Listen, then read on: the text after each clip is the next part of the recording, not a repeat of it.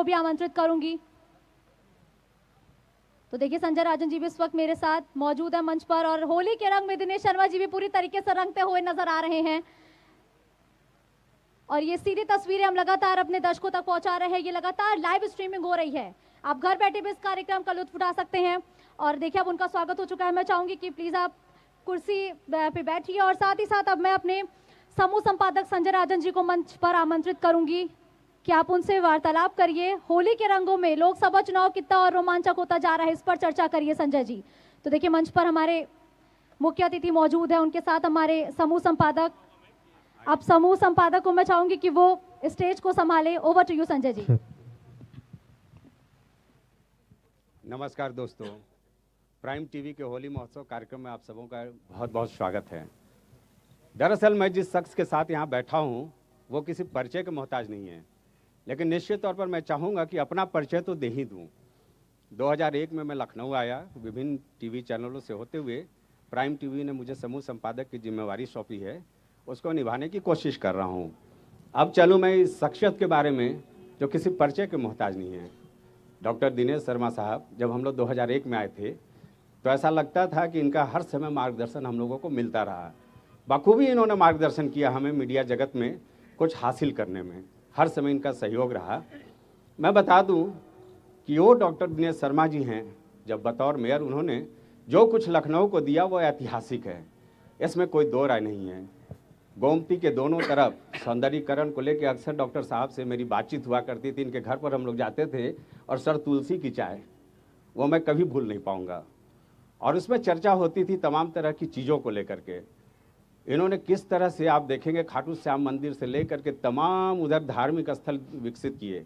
सांस्कृतिक का एक बड़ा इन्होंने क्षेत्र बना दिया उस पूरे गोमती नदी के किनारे को, जो कभी बजबजाती हुई बदबू और गंदगी से अटी पड़ी थी।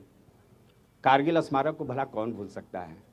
निश्चित तौर पर यह डॉक्टर दिनेश शर्मा की ही देन है। मुझे याद है वो दिन जब एक बार इनके पास मैं बैठा था और पूछ रहा था कि सर आज कोई बड़ी खबर बताइए। ये बोले कि राजन जी मैं एक इनिशिएट करने जा रहा हूँ कि हनुमान सेतु पर टनों फूल ऐसे होते हैं जो बर्बाद कर दिए जाते हैं, मैं उससे धूप और अगरबत्ती बनाने की विधि विकसित करवा रहा हूँ, आप इस कवरेज को कीजिए। मैंने वो कवरेज किया एक निजी चैनल में, वो काफ़ी चर्चा का केंद्र रहा और दूसरे दिन संभवतः सारे अखबारों में सर आपका वो इंटरव्यू भी छपा था इस इनिशिएट को लेकर के।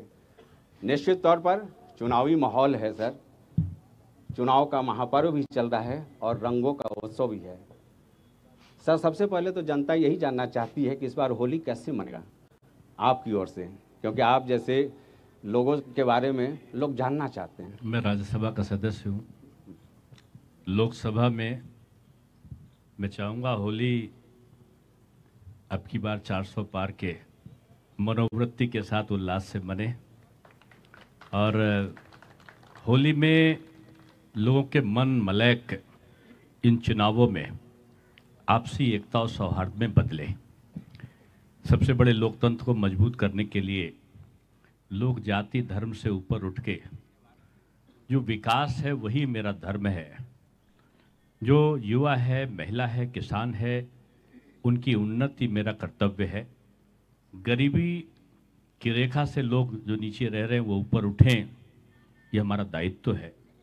इन चीज़ों का बोध करके हम एक खुशी मन से होली मनाएं। और होली का पर्व तो वैसे भी मेल और मिलाप का है, तो मैं चाहूँगा कि इस होली के पर्व के पहले मन को स्वच्छ कर लिया जाए, बाद में तो तन आपका विभिन्न रंगों में बदलेगा, लेकिन जो मन का कालिक है उसको पहले आपको मिटाना होगा और उसको स्वच्छ करना होगा। उसके बाद जो तन के ऊपर आपका रंग बिरंगी माहौल होगा वो आपको प्रसन्नता देगा। जाहिर सी बात है डॉक्टर साहब, आज मन मालिन्य को दूर करके होली के रंग में रंगने का मौका है, लेकिन सियासत में सर ये क्यों नहीं होता है? आपकी सोच तो बहुत अच्छी है निश्चित तौर पर। नहीं देखो, मैं आप अगर इंडिविजुअल मुझसे पूछ रहे हैं जी इंडिविजुअल, तो मैं कभी भी मैं जैसे जाति का भेद नहीं मानता हूँ, वैसे राजनीति में भी मेरा कोई भेद नहीं है जी। और सभी राजनीतिक दलों के लोगों से मेरे व्यक्तिगत संबंध हैं। मैं सार्वजनिक रूप में कहता हूँ, उनका सम्मान मैं करता हूँ और मेरा सम्मान करते हैं। राजनीति में ये शुचिता मैं समझता हूँ आज की आवश्यकता है।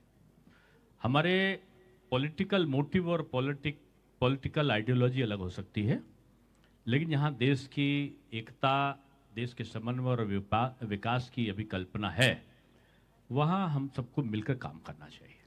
सर, युवाओं को आप हमेशा प्रोत्साहित करते हैं कुछ नया करने का। इस मंच से भी मैं चाहूँगा कि युवाओं के लिए कुछ संदेश हो।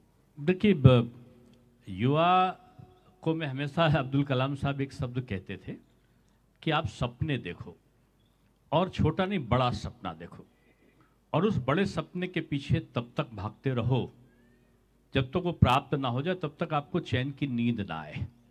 यानी जो डिटरमाइंड गोल्स एंड ऑब्जेक्टिव्स हैं, उनको प्राप्त करने के लिए आपको एकाग्रचित्त भावना से उसके पीछे चलना होगा।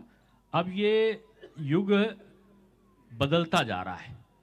अब ये कॉम्पिटिटिव स्पिरिट नहीं अगर आप में है, आप में प्रतिस्पर्धात्मक क्षमता नहीं है, तो आप अपने शीर्ष पर नहीं पहुंच सकते।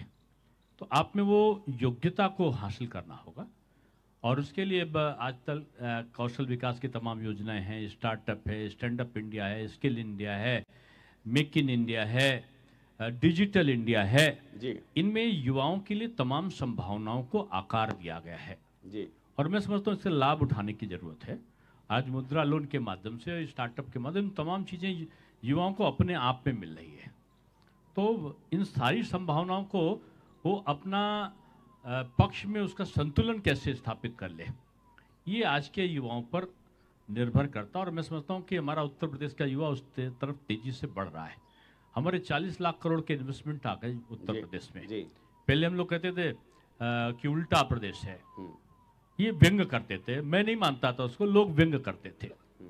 बाद में जो सरकार आई, सरकार आने के बाद में 2017 के बाद 1 साल बीता और लोग अपराध कम होने लगा। लोगों ने कहा ये तो उत्तम प्रदेश है जी। बाद में इन्वेस्टमेंट बहुत सारा आया, अपराध कम हुए, इन्वेस्टमेंट आया, तो लोगों का ये सर्वोत्तम प्रदेश है। बिल्कुल। आज ये उल्टा प्रदेश का व्यंग से हटकर उत्तम प्रदेश, फिर सर्वोत्तम प्रदेश। आज जब हम चारों तरफ एक्सप्रेसवे बनते देख रहे हैं, 17 एक्सप्रेसवे, जेवर का हवाई अड्डा, 6 जगह पे मेट्रो, डिफेंस कॉरिडोर, एशिया का सबसे बड़ा जो आपका वो है डाटा सेंटर, 100 मोबाइल बन रहे हैं तो 70 मोबाइल उत्तर प्रदेश में बन रहे हैं। इन सारी चीजों को हम जब देखते हैं, और भव्य राम मंदिर भी सर, निश्चित रूप में ये राम का मंदिर जो है ना, वो हमारे अर्थ चिंतन का सबसे बड़ा रास्ता खोलता है।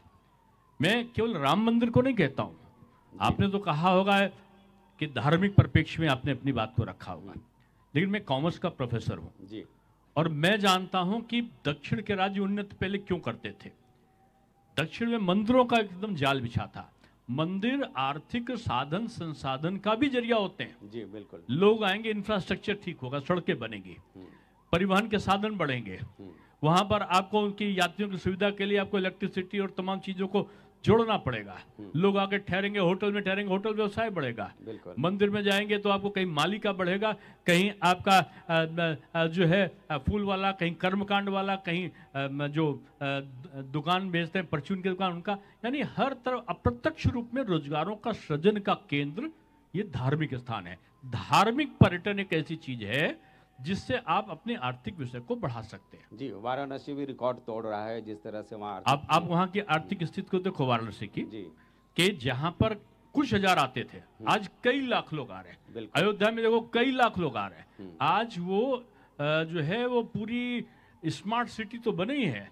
आज अगर आप देखो तो सोलर सिटी बन रहा है अयोध्या, इंटरनेशनल लेवल के हवाई अड्डे बन रहे हैं। और अगर अयोध्या में देखो चारों तरफ बड़ी बड़ी आप चौड़ी चौड़ी सड़कों को, 5 स्टार होटल को, और आधुनिकता का प्रवेश में जो मैक्सिमम चीजें हो सकती है उसको जब आप देखोगे तो लोग अयोध्या का दर्शन करेंगे, सरयू का स्नान करेंगे, और वहां पर तमाम कल्चरल एक्टिविटी शुरू की गई है, बिल्कुल उनमें जाएंगे। तो हर तरफ अप्रत्यक्ष रूप में रोजगार का सृजन है। धार्मिक में कॉमर्स का मैं पर्यटन शब्द में पढ़ाता भी था, पर्यटन का मैं चेयरमैन भी था। पर्यटन में मेरी 2 किताबें हैं और 4 PhD मेरे अंडर में। तो मैं पर्यटन में हमेशा 2 PhD हमारी उसके अंदर में है जी। तो मैं पर्यटन में हमेशा कहता हूं कि जितना टूरिज्म से आप इनकम कर सकते हो उतना किसी और चीज से नहीं कर सकते हो। स्विट्जरलैंड की 99% जो इनकम है वो आज सिंगापुर की जो इनकम है वो आज टूरिज्म से है।